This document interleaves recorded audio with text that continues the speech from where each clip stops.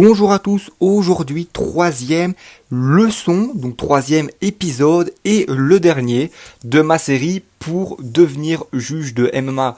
Alors vous l'avez compris, vous n'allez pas, en regardant cette vidéo, vous n'allez pas devenir, vous ne pourrez pas postuler pour devenir juge de MMA, mais vous pouvez comprendre dorénavant comment on peut compter, comment un juge rend sa décision à la fin d'un combat. Alors dans cet épisode, on va parler de quelques spécificités par rapport au chapitre 3, à savoir les critères d'évaluation qui se trouvaient dans l'épisode 1, mais on peut apporter une petite nuance à cela. Et pour conclure, je vais vous faire part des 5 décisions qu'une décision peut être prononcée à la fin d'un combat. Donc voilà, commençons directement avec le chapitre 5.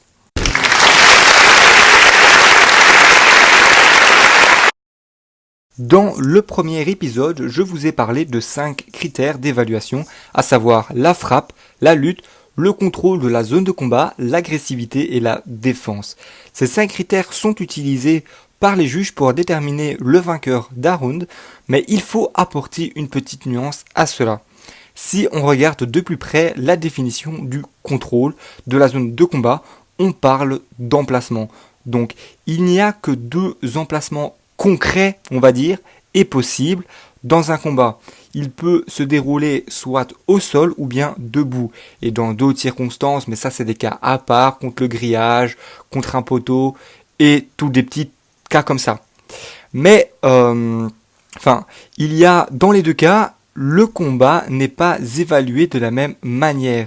Si le combat se déroule la majorité du temps au sol, dans ce cas, les juges mettront un point d'honneur à évaluer la lutte essentiellement. Donc c'est un petit peu normal car au sol, tu ne peux pas mettre des coups de pied retournés et quoi que ce soit. Donc tu es plus du genre à lâcher une petite soumission, mettre des petits coups de poing. Enfin, quand je parle au sol, c'est vraiment au sol, au sol.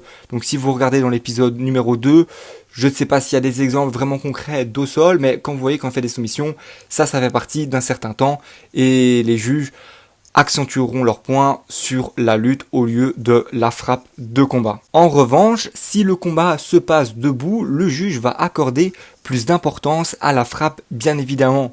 Car oui, donc quand tu es face à face, on va dire, quand tu es debout face à ton adversaire, tu as plus facile à mettre un coup de poing, un coup de pied, tu peux pas mettre de soumission, tu peux peut-être partir en clinch, et là la lutte va peut-être entrer en jeu, mais vraiment c'est la frappe, le nombre de coups de poing, le nombre de frappes réussites qui sera comptabilisé et qui aura une force poignante plus importante. Donc les 3 autres critères, quant à eux, sont évalués pareil, que ce soit au sol ou bien debout. Donc dans les 3 autres critères, il y a le contrôle. On comprend bien que le contrôle, il faut que ce soit au sol ou bien debout, tu peux avoir un certain contrôle. C'était fort présent dans l'épisode 2. La défense, bien sûr, la défense, que ce soit au sol ou debout, tu dois en avoir une. Et l'agressivité, bien entendu, que ce soit au sol ou debout, tu dois être réactif et agressif. Mais qu'est-ce que ça change ? Ça change en effet quelque chose, c'est lors de la décision finale, le juge va vraiment s'appuyer sur ces critères-là pour déterminer qui a remporté soit le combat ou bien soit le round.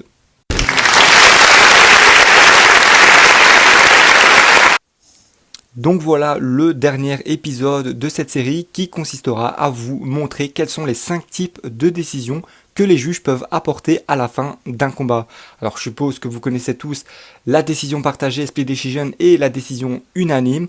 Donc ce sont les 2 types de décisions les plus connus, mais sachez qu'il existe encore 3 autres types de décisions. Donc dans ce chapitre, je vais bien entendu vous expliquer une par une quels sont les 5 types de décisions et dans chacun des cas, je vais vous donner un exemple. Alors si vous êtes prêts, c'est parti. Alors commençons par la décision la plus connue, il s'agit de la décision unanime. Donc cette décision survient lorsque les 3 juges sont d'accord sur le vainqueur. Donc récemment, Usman Kamara a gagné son combat par décision unanime face à Tyron Woodley. La seconde décision, c'est la décision partagée, donc c'est lorsque 2 juges sont d'accord sur le vainqueur et que le 3e est contre. Donc comme cas concret, j'ai Dominic Reyes qui faisait face à Volkan Oezdemir et qui a gagné par décision partagée.